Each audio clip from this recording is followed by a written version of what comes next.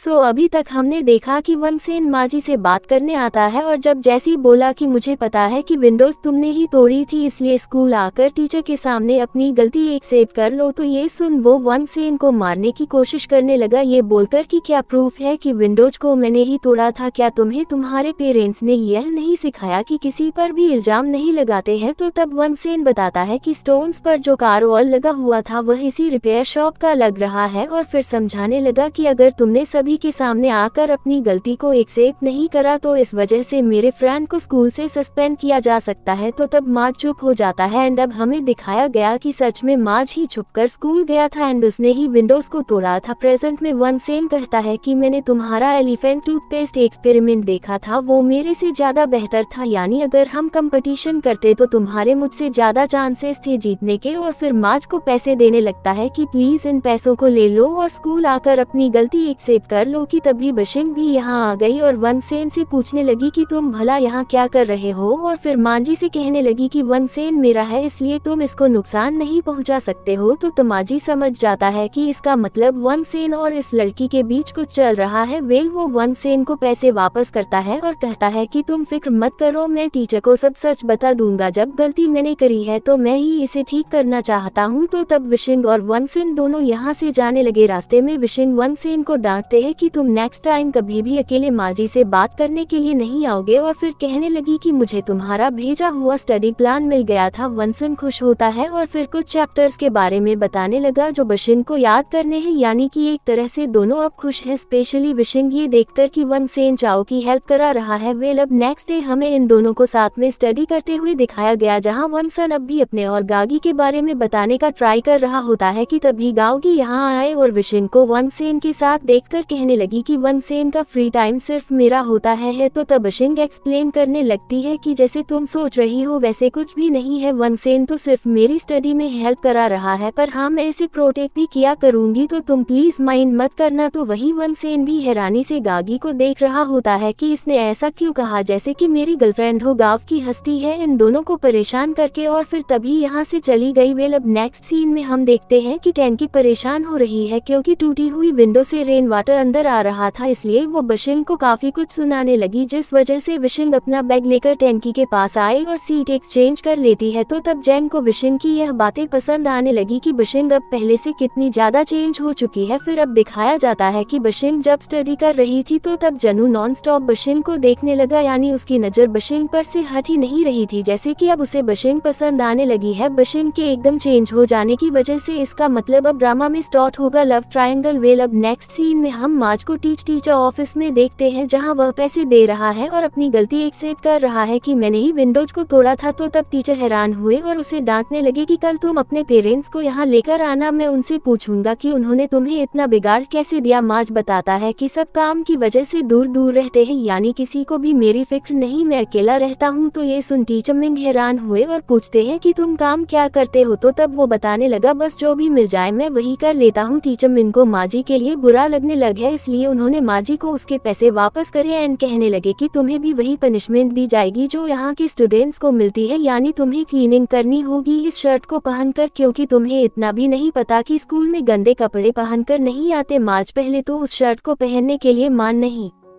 रहा होता है, पर जब टीचर मिन जिद करने लगे तो तब वो मान गया। एक सीन में हमें दिखाया जाता है कि टीचर क्लास में आकर बता देते हैं कि यह बात प्रूफ हो चुकी है कि चाओ ने कुछ भी नहीं करा था। तो ये सुन चाओ एंड विशिंग दोनों काफी ज्यादा खुश होने लगे। टीचर बताते हैं कि विंडोज रिपेयर होंगी, इसलिए तुम सभी दूसरी क्लास में शिफ्ट हो जाओ। तो ये सुन वो सभी मान गए। फिर सीन चेंज होता है एंड दिखाया जाता है कि चाओ और विशिंग जब जा रहे होते हैं तो तब चाओ बताने लगा कि मेरी जनू ने भी काफी हेल्प कराई थी, इसलिए क्यों ना मैं उसे भी तुम्हारे साथ डिनर पे लेकर चलूं। बट विशिंग मना कर देती है, ये बताकर कि मुझे वनसेन के साथ लाइब्रेरी में स्टडी करनी है। और जब चली गई तो दिखाया गया कि जेनियो भी यह सब बातें सुन चुका था एंड उसे बुरा लगा कि विशिंग ने कैसे मेरे साथ डिनर करने से मना कर दिया और वनसेन के साथ पढ़ने चली गई। नेक्स्ट सीन में हम देखते हैं कि माज जो कि क्लीनिंग कर रहा है, तो तब सभी स्टूडेंट्स उस पर हंस रहे थे, इसलिए वह गुस्से से यूनिफॉर्म शर्ट उतार फेंक देता है कि तभी वनसेन भी यहाँ आ गया। माज आज की हेल्प कराने के लिए फिर समझाने लगा कि गागी और मैं हम दोनों बचपन से साथ में रहे हैं, लेकिन हमारे बीच एक दूसरे के लिए लव फीलिंगलेस, हमें गलत मत समझो। तो तब माजी चुप हो गया, फिर बोलता है कि ठीक है, तुम फिलहाल जल्दी जल्दी काम पूरा कराओ। यानी कि अब इन दोनों के बीच कोई भी लड़ाई नहीं रही। और वही बशिंग जो कि लाइब्रेरी में वांगसेन का आने का वेट कर रही होती है, लेकिन तभी यहाँ जनू आ गया और बशिंग के पास आकर बैठ गया। बशिंग पूछती है कि तुम भला यहाँ क्यों आए हो और तुम किसी और सीट पर भी तो बैठ सकते हो, लेकिन वह मना कर देता है ये कहकर कि कोई भी कहीं पर भी बैठ सकता है, सीट्स पर किसी के नाम नहीं लिखे। बशिंग जैनी को इग्नोर करते हुए अपनी स्टडी पर फोकस करने लगी कि तभी जैन उसे उसकी पेंसिल छीन लेता है और फिर बोला कि मैंने रियलाइज करा है कि जब तुम मुझे फॉलो करती थी तो वो सब इतना भी बुरा नहीं था, इसलिए तुम्हें वापस से मुझे अप्रोच करना चाहिए। एंड तुम सेक्शन ए में जाना चाहती हो ना, तो चलो क्यों ना हम साथ में स्टडी करें और दोनों साथ में सेक्शन ए में जाएं। तो तब बशिंग साफ मना कर देती है कि अब मुझे तुम्हें फॉलो करने में 1% भी शौक नहीं, इसलिए तुम मुझसे दूर रहो और अपने काम से मतलब रखो। और जब यहाँ से जाने लगी तो तब जेनियो भी बीच के पीछे पीछे गया कि तुम ऐसे कैसे मुझे मना कर सकती हो। दूसरी तरफ वांगसेन गा से बात कर रहा होता है एंड पूछता है कि क्या तुम मेरी हेल्प करा सकती हो बिशिंग को ये बताने में कि हमारे बीच कुछ भी नहीं है। कि तभी इन दोनों की नजर बिशिंग पर गई, जिसे जनू फॉलो कर के परेशान कर रहा था। वांगसेन को ये सब देखकर बिल्कुल अच्छा नहीं लगता। तो तब गागी समझाती है कि अगर तुम्हें बिशिंग चाहिए तो तुम्हें उसको जल्द से जल्द अपनी फीलिंगलेस आ जाए। तो ये सुन वांगसेन कुछ सोचने लगा। वेल ये सीन यही एंड होता है और अब नेक्स्ट डे हमें दिखाया गया कि कैसे वांगसेन विशिंग का वेट कर रहा है कि तभी विशिंग आए। एक्चुअली ये दोनों साथ में लाइब्रेरी जाने वाले हैं साथ में स्टडी करने के लिए, लेकिन तभी जनू भी यहाँ आ जाता है और बोला कि मैं भी तुम दोनों के साथ स्टडी करना चाहता हूँ, इसलिए वांगसेन मेरी भी स्टडी में हेल्प करा दो। विशिंग कहने लगती है कि जरा देखो तो इस लड़के को, यानी तुम इतने शेयर कैसे हो कि वांगसेन तुम्हारी स्टडी में हेल्प कराने के लिए जी मान जाएगा, जबकि मैंने तो इसे इतनी मुश्किल से मनाया है। कि तभी वांगसेन कहता है कि ठीक है मैं तुम्हारी हेल्प करा दूंगा। तो ये सुन भी शौक रह गई। इनकी बस आ चुकी थी, जहाँ जल्दी से जेनियो बशिंग के पीछे आ जाता है ताकि वांगसेन बशिंग की क्लोज नहीं आ सके। जिसके बाद अब हम इन तीनों को साथ में लाइब्रेरी में देखते हैं, जहाँ सेनु बार बार विशिंग को परेशान कर रहा था कि लाओ मैं तुम्हारी हेल्प करा दूं। तो तब ये सब वांगसेन को अच्छा नहीं लगता, इसलिए वह कहता है कि तुम मेरी सीट पर आ जाओ। तो तब विशिंग वांगसेन की सीट पर बैठ गई। वांगसेन दोनों को सम सॉल्व करने के लिए देता है, जो कि जनू से हो ही नहीं रहे थे बल्कि विशिंग ने जी सॉल्व कर दिए। तो तब जने शौक रह गया कि भला तुम स्टडी में इतनी अच्छी कब से हो गई, या जो तुम्हारे वाले सम्स थे वो इजी थे और मेरे वाले हार्ड। लेकिन जब भी शिंग जनू के भी सम सॉल्व करके दिखा देती है तो तब जनियो और ज्यादा हैरान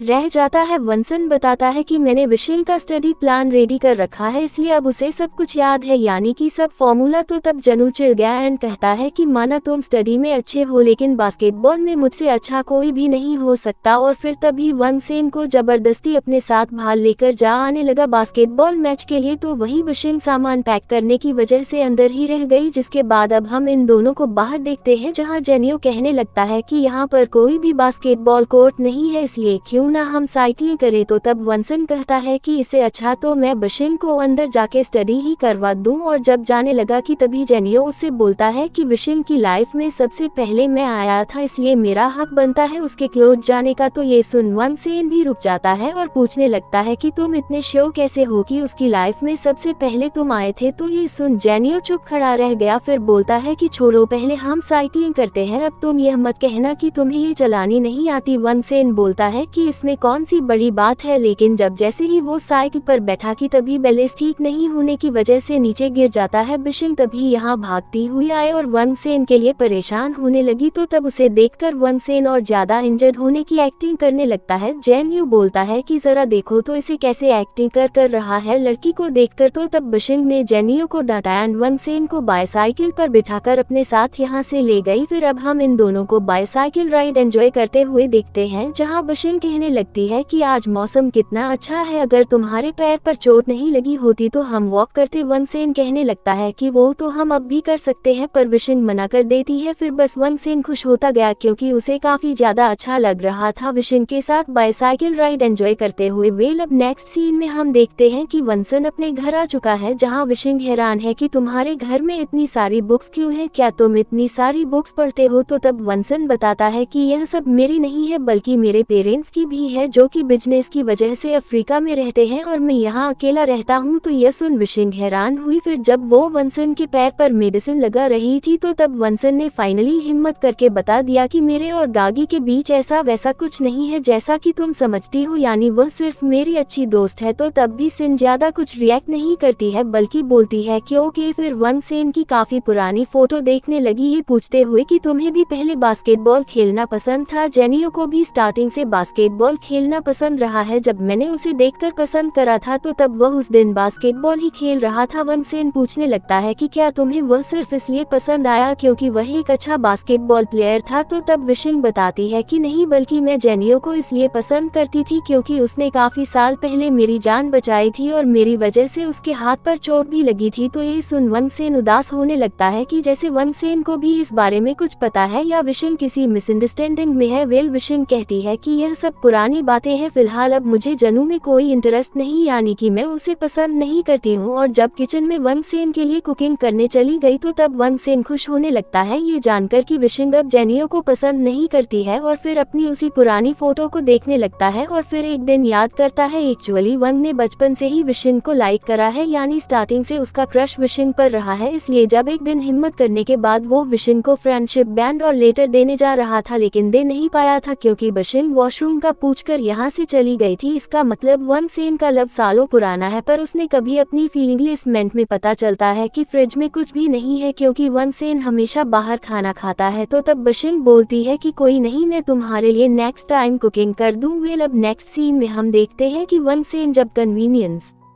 स्टोर से सामान लेकर जा रहा था तो तब उसको सामने माजी दिखा जो कि कैन नहीं ले पा रहा। तो तब वनसेन उसकी हेल्प कराता है ये बताकर कि इसे ऐसे यूज करते हैं। दोनों अब बैठकर बात करने लगे, जहां बोला कि तुम बहुत ही कूल हो, सभी टीचर्स और गर्ल्स तुम्हें पसंद करती हैं। तो तब वनसन कहता है कि पर मुझे तो तुम कूल लगते हो क्योंकि तुम अपनी फीलिंगलेस निमाज विशिंग के बारे में पूछने लगता है कि वैसे क्या वह लड़की तुम्हारी गर्लफ्रेंड है जो हमेशा मुझसे लड़ती रहती है। तो तब वनसेन कहता है कि नहीं, वह बस मेरी क्लास में आना चाहती है इसलिए मैं उसकी स्टडी में हेल्प करा रहा हूँ। तुम्हें क्या लगता है कि यह कैसा रिलेशन हुआ? माँ से पूछता है कि क्या वो लड़की तुम्हारी वजह से तुम्हारी क्लास में आना चाहती है? वनसेन बोलता है कि पता नहीं। तो तब माजी बोला चलो तो फिर पूछ कर आते हैं क्योंकि अगर ऐसा है तो फिर समझ जाओ कि वो तुम्हें पसंद करती है। तो ये सुन वनसेन भी अभी इसी टाइम विशिंग से यह बात पूछने के लिए मान जाता है। तो वही विशिंग जो कि स्टडी कर रही थी वह वनसेन को विंडो से बाहर देखकर खुश होने लग जाती है, इसलिए जल्दी से नीचे आ गई कि तुम इस टाइम यहाँ क्या कर रहे हो। पर जब उसने माज को देखा तो वह परेशान होने लगती है कि भला तुम यहाँ क्यों हो। माज वनसेन से कहता है कि तुम इससे पूछो और फिर खुद ही पूछने लगा कि क्या तुम वनसेन की क्लास में वनसेन की वजह से आना चाहती हो। तो तब विशिंग रिप्लाई देती है कि हाँ, ताकि मैं वनसेन को हर टाइम प्रोटेक्ट कर सकूं और तुम जैसे लड़कों से भी वनसेन को बचा सकूं। माज वनसेन से बोलता है कि अब तुम खुश हो जाओ मेरे दोस्त क्योंकि हमें आंसर मिल चुका है। और फिर तभी वह यहाँ से चला गया। तो वही वनसेन बस शर्माता ही जा रहा था क्योंकि उसे अच्छा लगा ये जानकर कि विशिंग वाकई में सिर्फ उसकी वजह से उसकी क्लास में आना चाहती है। वेल सीन कट होता है और अब हम देखते हैं कि ऐसे ही दिन बीतते गए जहाँ ये दोनों रोज साथ में स्टडी करते हैं। और अब विशिंग अच्छे से रेडी हो चुकी थी मंथली एग्जाम देने के लिए। फिर फाइनली एग्जाम दे आया जो विशिंग ने फुल फोकस के साथ दिया, जिसके बाद अब दिखाया जाता है कि आज मंथली एग्जाम रिजल्ट री अनाउंस होने वाला है। इसलिए विशिंग टॉप 50 में अपना नाम सर्च कर रही होती है। तो क्या विशिंग टॉप 50 में आ पाएगी, यह हमें नेक्स्ट पार्ट में पता चलेगा। और बस फिर इसी सीन के साथ यह पार्ट यहीं पर एंड हो जाता है।